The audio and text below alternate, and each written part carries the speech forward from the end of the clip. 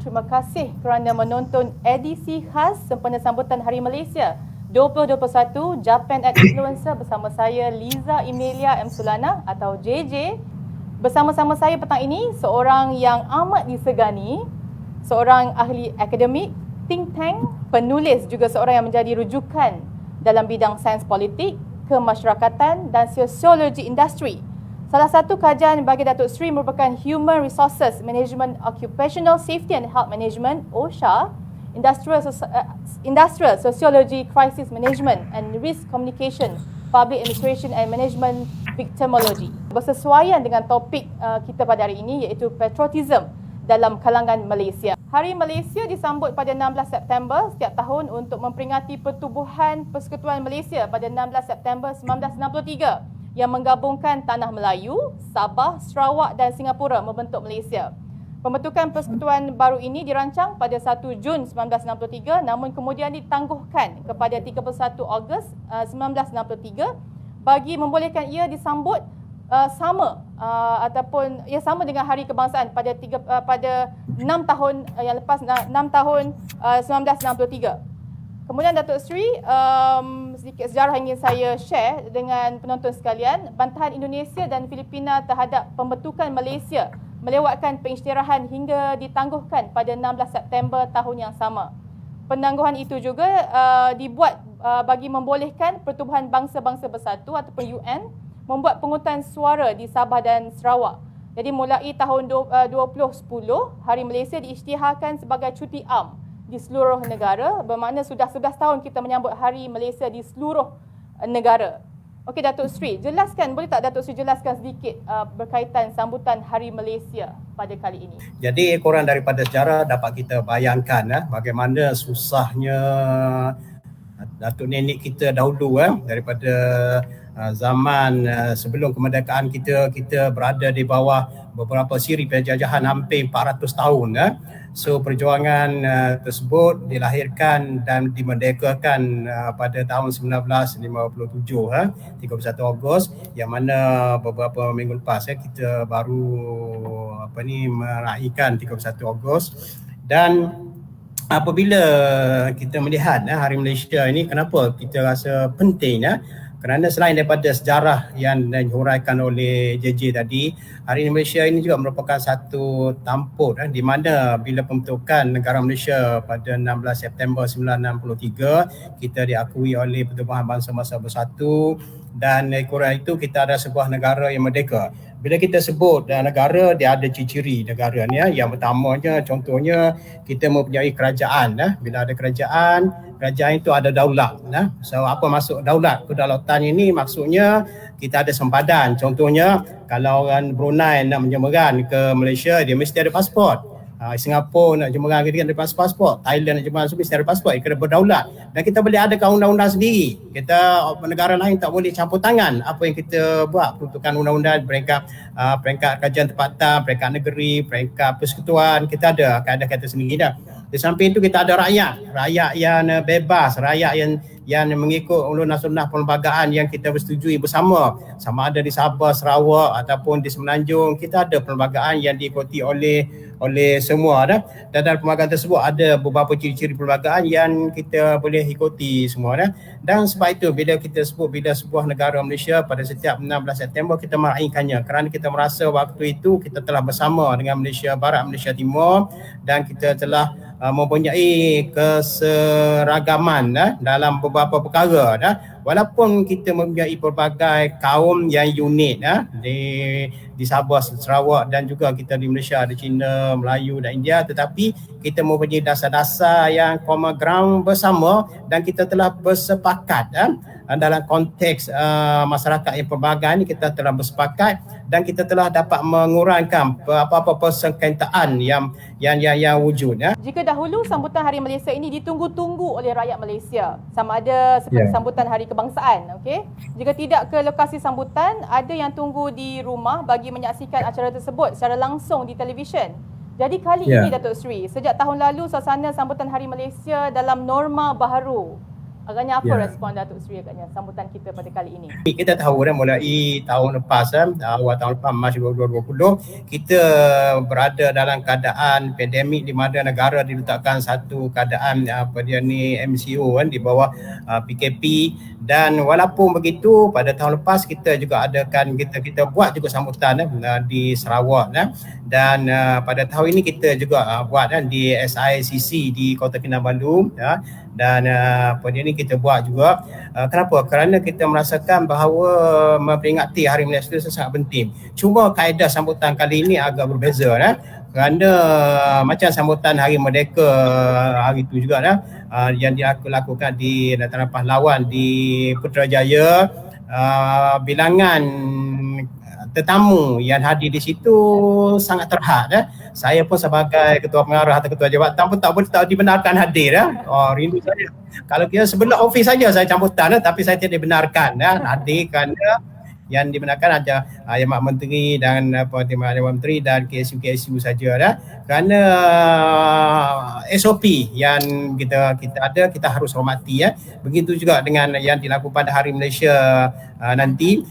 Dan cuma rakyat boleh melihat sambutan tersebut, kerana norma baru sekarang ni kita ada kemudahan digital, digital kreatif dibuat oleh berbagai pihak, dan melalui digital ni kita boleh lihat di rumah, kita boleh lihat dalam telefon, kita boleh lihat pelbagai.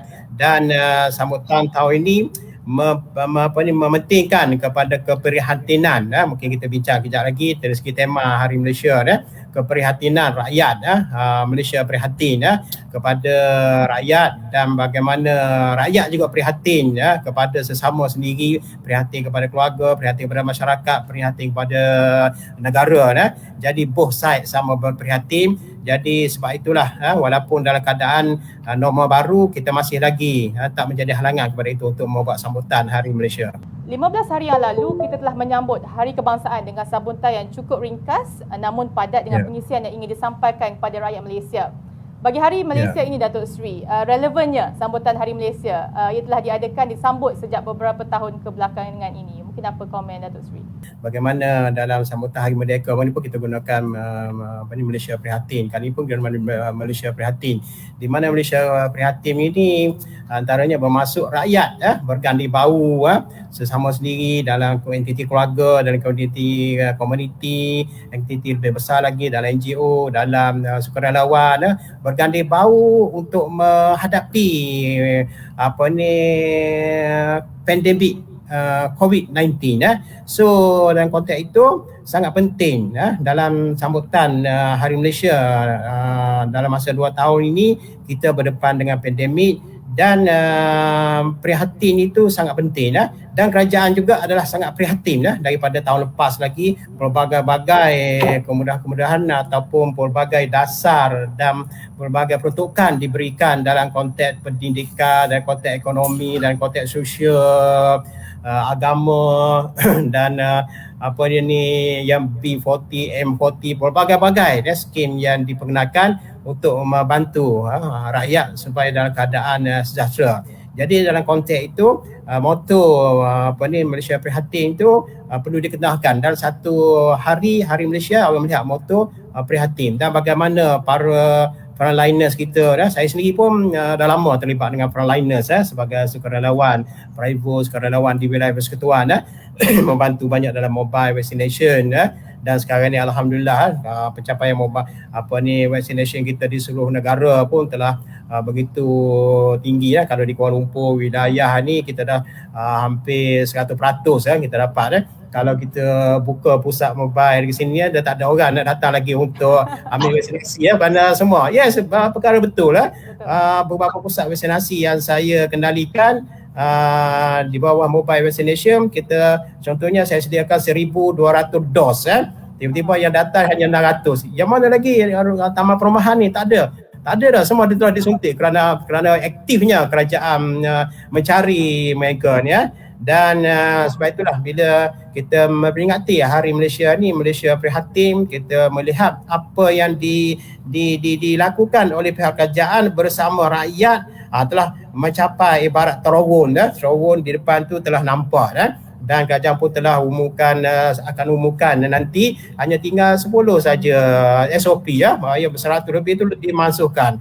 Dan kita pun lihat dalam berita media sosial pada minggu lepas saya pun banyak terperangkap traffic jam di Putrajaya di Mori, di pantai-pantai. Waduh, ingat dulu tengok kat Euro Cup saja dah. Sekarang Malaysia dah buat ya. Jadi Hari Malaysia ni kita perlu menikmati. Malaysia prihatin. Ekoran daripada Malaysia prihatin itulah kita telah mencapai kesejahteraan sekarang ni ya. Tapi jangan lupa SOP kena ingat ya. Jarak, pakai mask. Kita sekarang ni tak ada kawan lah. Kita dalam studio ni okeylah tak pakai mask ya. Tahap kefahaman rakyat negara kita terhadap dasar kerajaan dalam memanifestasikan sambutan Hari Malaysia dan bagaimana untuk meningkatkan semangat patriotism dalam kalangan rakyat, tidak kiralah background mereka, siapa mereka dan sebagainya, tapi bagaimana agaknya cara kita untuk meningkatkan semangat patriotism ini. So sebelum tu saya nak nyatakan dari segi epistemologinya ataupun konsep SWA patriotism ni, iaitu satu konsep di mana patriotik kita satu konsep kita cinta kepada negara kita cinta kepada negara kita bukan sahaja cinta, kita sanggup mempertahankan negara kita, tanah air kita dan kita juga haruslah menjaga maruah dan kedaulatan negara kita. Itu setiap orang mesti ada itu dah.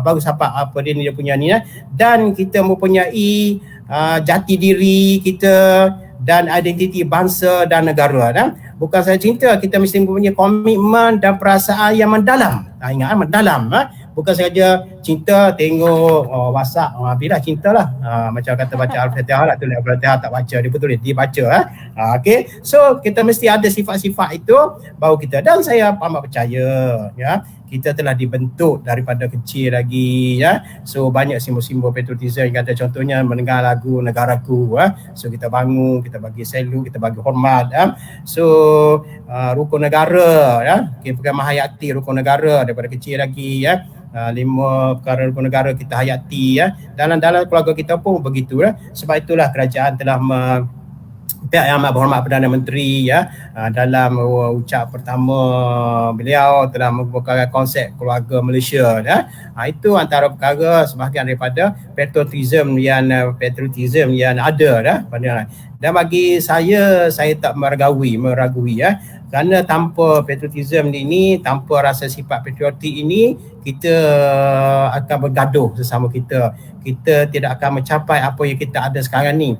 Kalau lihat, saya pun mengajar kursus hubungan etnik di universiti Kalau lihat dari segi indeks hubungan kaum di dunia ini, Malaysia ni tercorok di bawah kita boleh lawan pergadahan kaum di Sri Lanka, di India, di malah di Timur Tengah sendiri walaupun agama tetapi still lagi pergadahan kaum, tetapi kita di Malaysia ni mungkin kita kata memang tak suka kita mungkin yang direkodkan dah pada 13 Mei 1969 itu lama dulu yang lain-lain tu tak ada sangat serius kerana kita mempunyai satu kerjasama yang sangat erat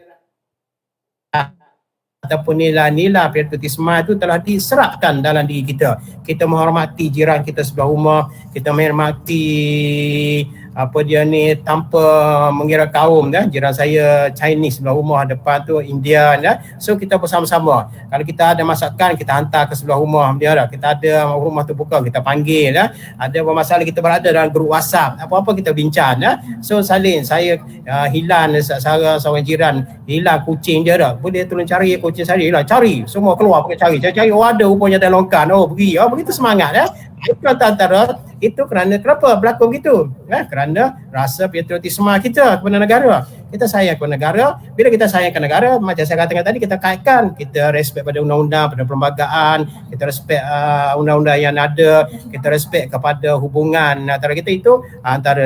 That's why kita tak perlu setengah orang kata kena impose ataupun kena paksa ni dasar patriotisme you kena follow. No, tak ada dan saya pernah tengok kes sosial yang dibuat contohnya dalam media sosial. Ada seorang tu dia bawa kes sosial ni, dia bawa tape, dia sampai depan pavilion, dia ambil bendera, dia pasang lagu negaraku. Dengan lagu negaraku saja berhenti dan semua orang berdiri menyanyi lagu negaraku. Automatik Datuk Seri. Automatik. Tiada kata, dan dia rasa sangat guilty kalau dia berjalan, dia bergerak, dia bercakap, dia tengok semua orang guilty dalam panggung wayan. Sebelum cerita main, bangun semua. Saya tengok juga siapa tak bangun, saya nak ketuk kepala dah. Tapi bangun semua. Tak boleh nak. Saya dulu komandan SUSIS.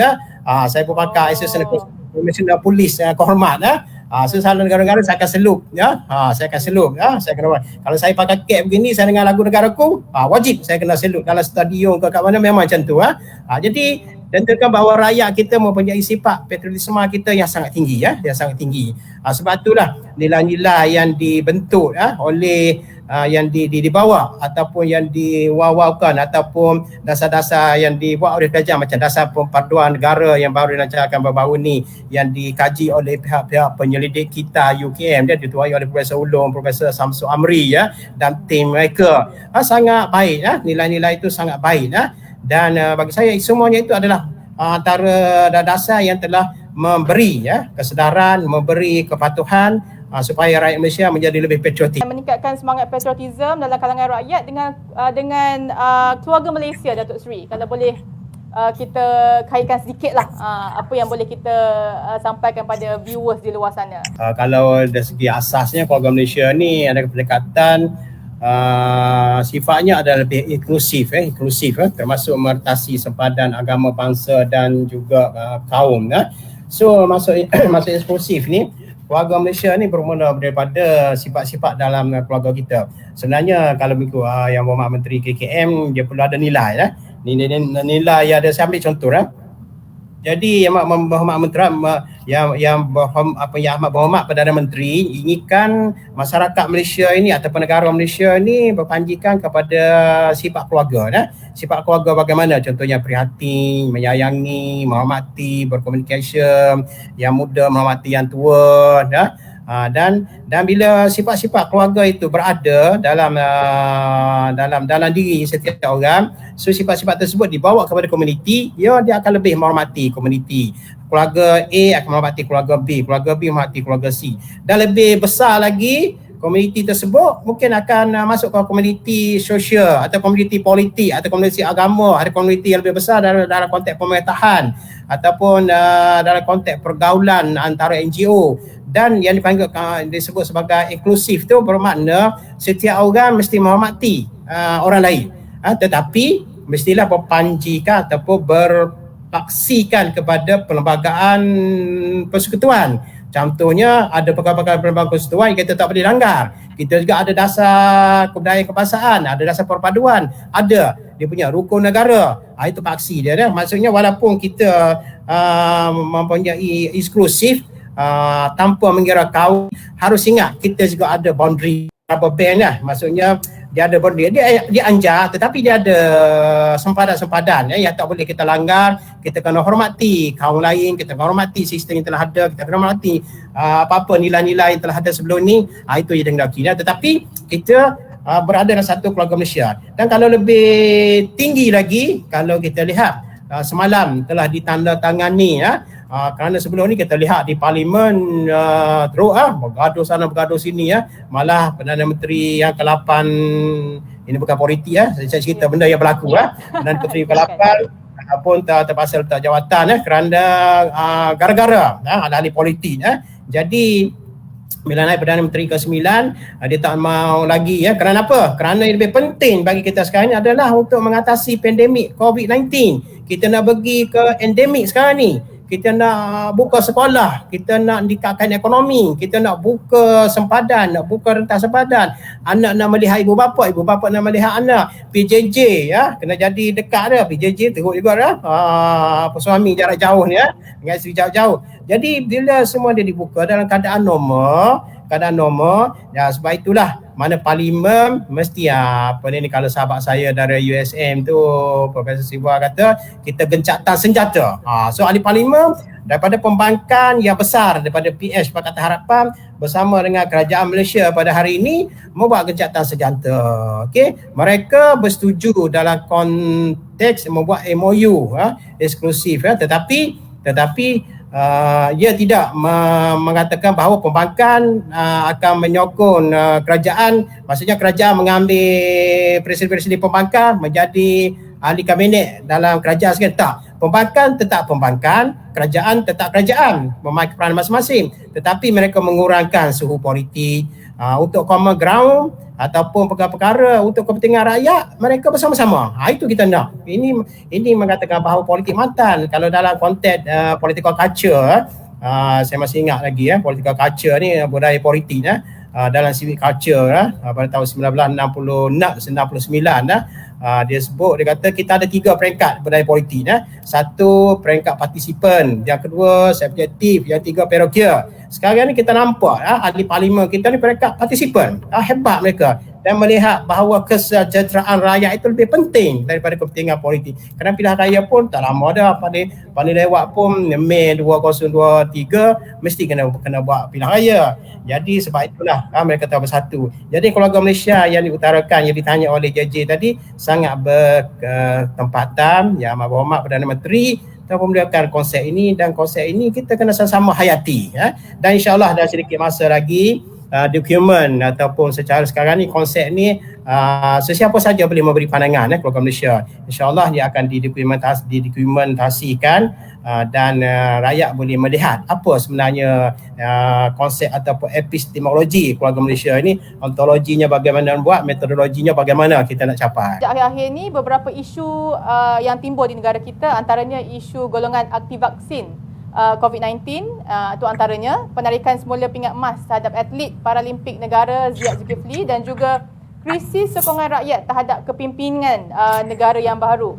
Adakah patriotism mampu meningkatkan perpaduan dalam karunia negara, Datuk Seri? Silakan. Bagi saya dia tak sampai peringkat krisis dia dia rendah sikit dia mungkin konflik saja, konflik of ideas So dia tak sampai kat krisis. Kalau krisis ni dia bergaduh dia berbunuhan macam kalau lihat krisis Palestin semua tapi tak sampai. So bila kita setiap rakyat, setiap individu ada perasaan patriotisme, katakan cinta pada tanah air, mempertahankan tanah air, menghormati pemerintah, ada jati diri, identiti bangsa negara, komitmen kita kepada tanah air, menjaga maruah dan daulat negara itu tinggi. So tak ada masalah yang lain Dan of course misalnya kita kes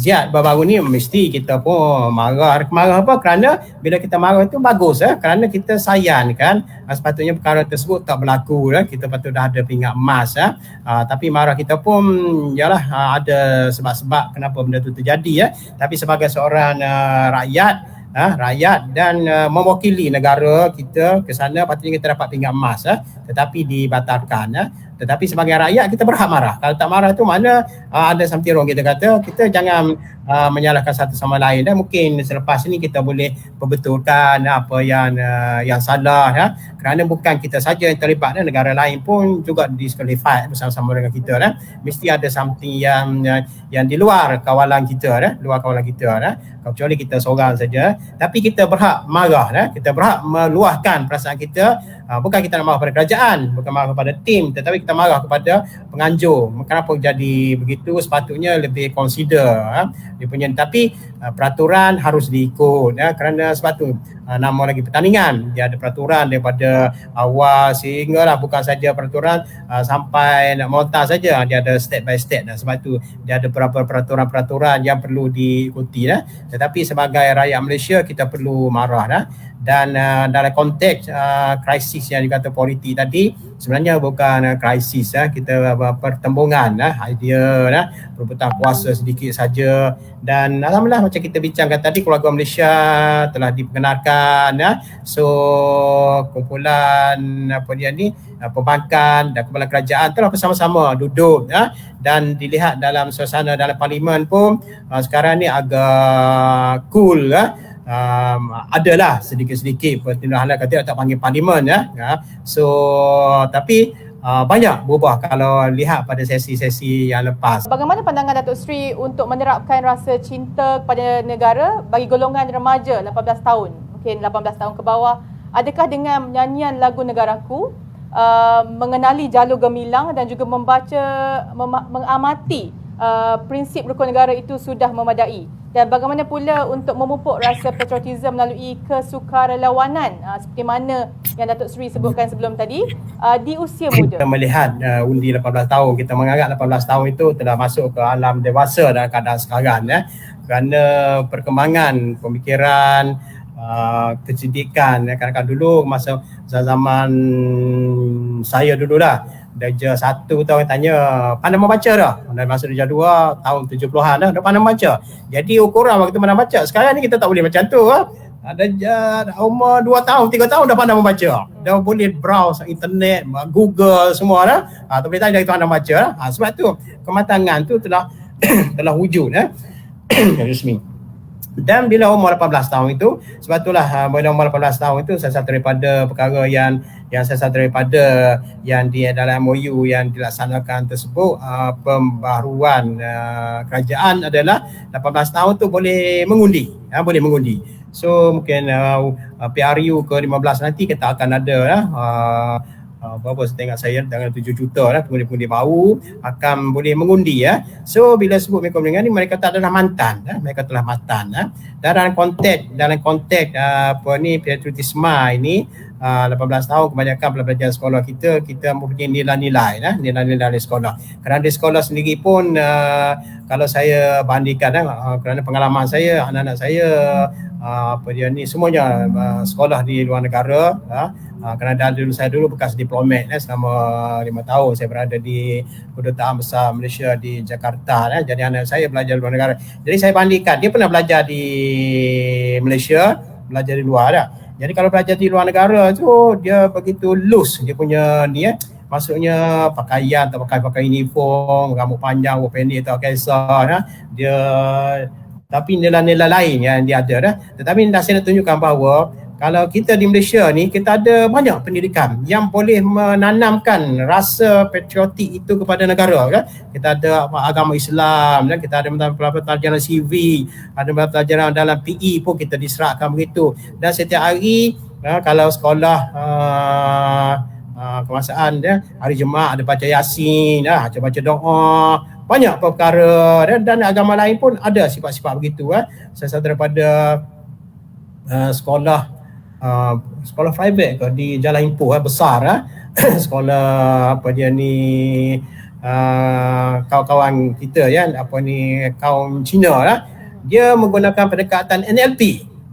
NLP. Jarang kaunselor NLP. Saya master practitioner NLP Bagaimana dia menerapkan NLP tu kepada murid-murid sekolah? Jarang saya jumpa. Ada 2-3 orang kaunselor dia NLP dan dia gunakan NLP tu kepada ni. Dan kita di masa Datuk Seri Idris Yusof menjadi Menteri Pengajian Tinggi dulu, memang kami Timbalan Chancellor apa semua hampir 3,000 orang diberi pendedahan NLP supaya mengubah minda pelajar-pelajar di universiti itu menjadi minda kelas pertama. Berjaya dibuat Ini saya tunjuk. Jadi NLP itu sendiri telah menerapkan rasa cinta dan kasih sayang kita kepada negara, kepada pemimpin kesedaran subconscious kita yang diberi itu mempunyai nilai-nilai intuitif yang tinggi.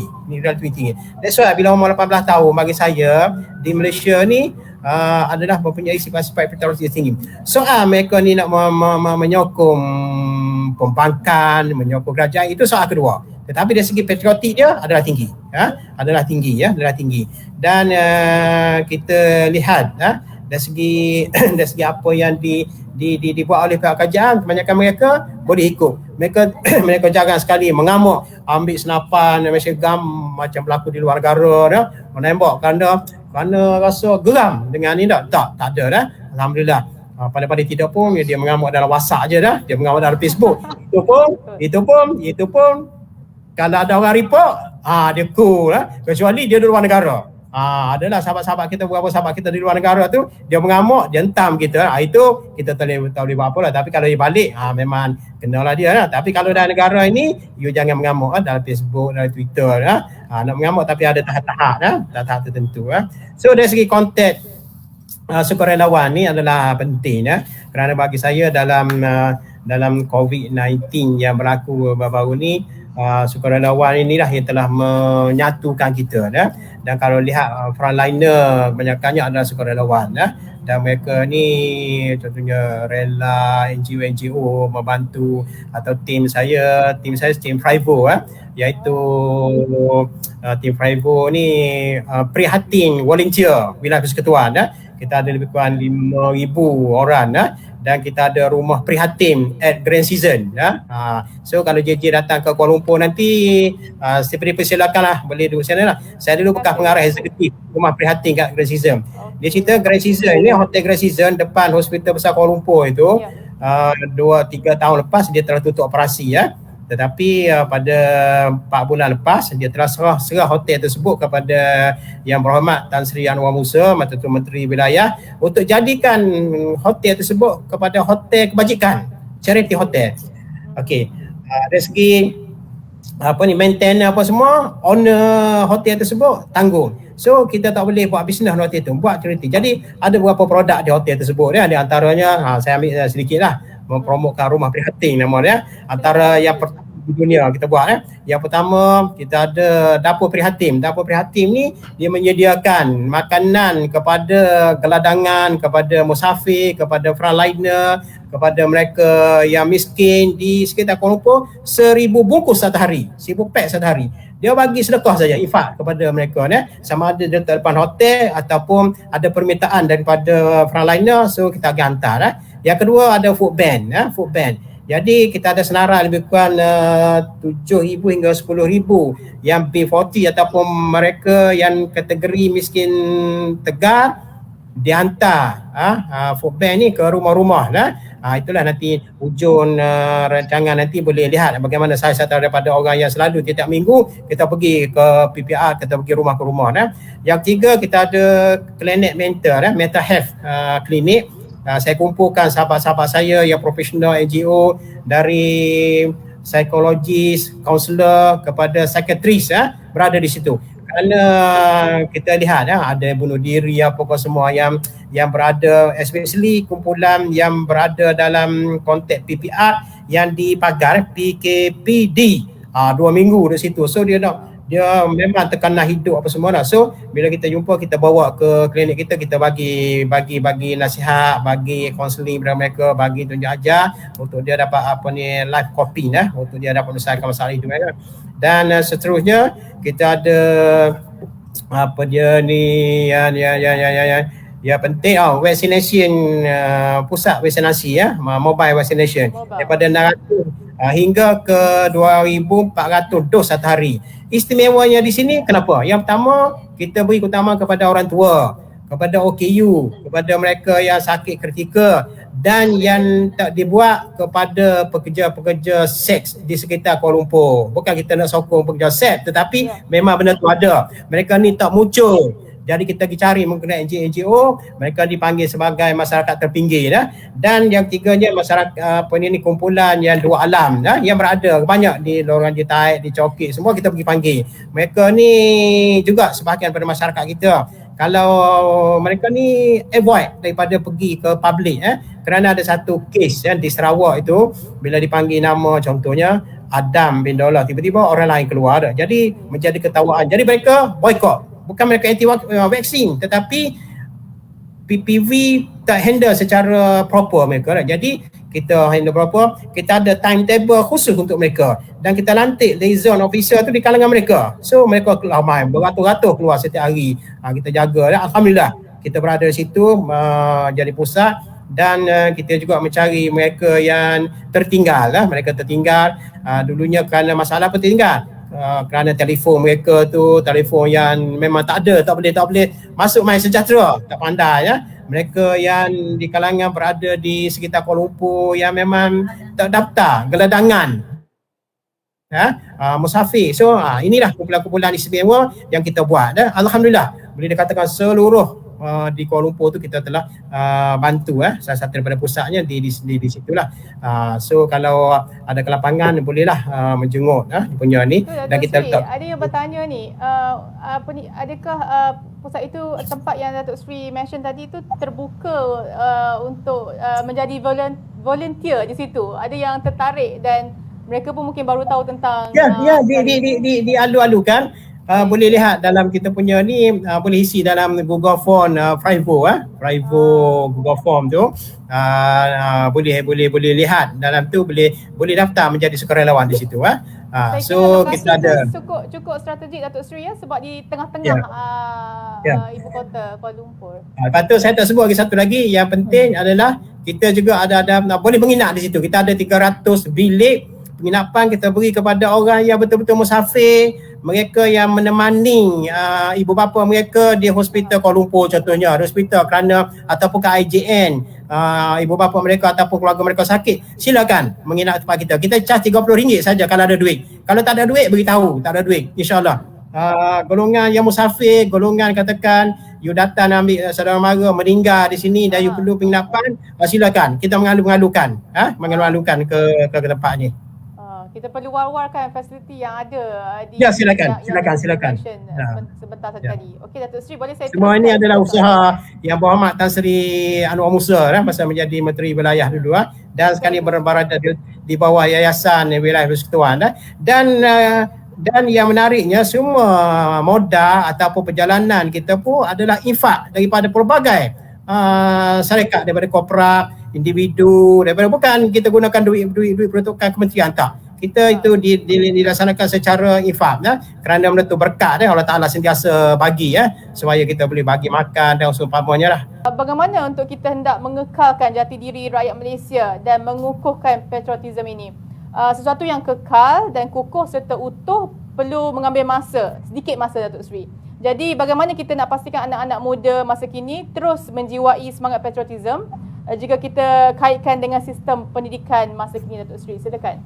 Kalau kita lihat sebenarnya anak-anak kita kecil-kecil ni kalau menyanyi lagu-lagu yang patriotism macam dulu Jalur Gemilan, lagu apa tu lah, dari timur ke barat semua tu, lagu apa tu? Saya tak ingat tapi mereka ingat lagu apa ni, ada banyak lagu patriotism ni mereka menyanyi, mereka boleh nyanyi lagu warisan you jadi tema tu tersebut Jadi maksud saya, kita of course lagu negaraku tu memang daripada kecil mereka telah tahu jadi daripada kecil lagi kita boleh sematkan beberapa begitu dan dari segi selalu saya menggunakan kalau dalam keadaan NLP VAK visual, auditory, kinesthetic maksudnya visual, dia melihat apa setiap hari kita tunjuk pada mereka usul-usul ciri-ciri yang patriotism, benderanya, pemimpin dalam TV selalu nak pukul 12 bunyi lagu negaraku, nak main beberapa tentu dia dengar lagu visual, auditory, mendengar lagu-lagu patriotik, mendengar nasihat-nasihat daripada guru-guru, mendengar nasihat daripada peers guru mereka, mendengar nasihat daripada ibu bapa dan kinesthetis ni kasih sayang sentuhan berikan menyantuni mereka. Dia lihat dalam guru menerima kad-kad tertentu daripada pemimpin, daripada guru, daripada dan dengan itu mereka rasa dihargai bila dihargai itu katakan dia datang daripada wakil rakyat contohnya. Wakil rakyat itu adalah institusi kerajaan. So hormat that's why kita sebagai pemimpin harus mempunyai sifat prihatin dan sentiasa aktif untuk mendampingi rakyat walaupun sedikit kita menghantar ucapan hari jadi kepada pengundi kita contohnya. Dia kata YB hantar ni, dia akan simpan letak kat dinding. Kalau saya kat kampung tu saya dapat surat, saya ingat lagi SK minta lah contoh kan. Biasanya SK ni dia akan tulis surat dan dia SK kepada orang minta tu guru kan nak tukar surat kuning kita letak kat dinding, letak paku kat dinding orang kampung suka benda macam tu. Dia sudah kata salah satu daripada menunjukkan bahawa penting cara daripada pemimpin jadi generasi muda pun begitu juga So kalau dulu sekarang pun kita ada I-League contohnya di kementerian dia banyak membuat kursus-kursus. Kementerian Belia dan Sukan pun banyak buat kursus-kursus dan perkadiran yang dilakukan oleh banyak parti-parti politik pun sebenarnya menuju ke arah patriotism patriotism. Dia tidak memberi nilai-nilai supaya kita menjadi seorang pemberontak, menjadi seorang teroris, menjadi seorang yang benci kepada orang, tak ada. Banyak kursus kita lihat adalah kursus-kursus yang bersifat untuk menyatukan untuk ni. Dan of course kalau my department Pendidikan Jabatan Komunikasi Komuniti, kita mempunyai perupayaan komuniti yang tinggi so kita banyak mendekati komuniti-komuniti ni macam rukun tetangga, komuniti-komuniti masjid, komuniti-komuniti pemimpin kampung, banyak komuniti-komuniti yang kita banyak memberi kursus kepada mereka, mengajar mereka, memberi nasihat mereka, mendengar intihar-intihar mereka dan sama ada mereka tu komuniti belia ke komuniti mahasiswa. Saya selalu sebulan sekali saya bersama dengan semua YDP mahasiswa di seluruh universiti so saya mendengar apa mereka inginkan, pandangan-pandangan mereka, kan mereka tu penting. Dan saya juga masuk setiap universiti, saya jumpa pemimpin dan juga kerana saya dulu pun bekas timbalan Anak Chancellor Haiwan Pelajar itu memang minat saya dalam konteks ini. Dan mereka ni ada komuniti orang-orang muda sangat penting dan baguslah saya ucapkan tahniah you all di Japan ni mengambil berat tentang orang muda kerana mereka ni adalah aset yang penting kepada negara. Okey JJ. Betulkan saya sikit. VAK, visual, saya dapat yang K kena ketik. Visual, auditory. Dengar. Auditory. Okey. Auditory dan kinesthetic. Okey. Alright. VAK. Auditory penting. That's why saya selalu kadang-kadang saya amplifykan sesuatu dasar ataupun apa yang Perdana Menteri ataupun Menteri ataupun kerajaan beritahu. So selain daripada kita buat poster IG, kita buat bentuk video. Video ni termasuk semua ni. Okey, ada muzik, nampak, tulisan, lepas tu muzik pula, muzik yang boleh mempengaruhi dia punya pemikiran dia. Bunyi seruling ke bunyi benda tu mana kena estetik. Sekali lagi saya ucapkan jutaan terima kasih kepada Dr. Sri dan juga tim kerana bersama kami pada petang ini. Saya pribadi, saya harap kita akan ditemukan lagi mungkin di satu masa nanti bukan secara visual Dr. Sri mungkin physical stage insya-Allah. Silakan. Ya, bagi yang menonton sejak bermulanya episod ini, terima kasih saya ucapkan. Terima kasih juga atas sokongan anda semua yang telah like, komen serta share di Facebook Penerangan Perak page. Terima kasih saya ucapkan. Dan sehingga kita berjumpa lagi, terima kasih sekali lagi Datuk Sri bersama-sama kita pada petang ini. Saya pun tak nak pegang Datuk Sri lama-lama sebab ada mesyuarat yang lebih penting selepas ini. Terima kasih dan saya juga harap kita berjumpa lagi.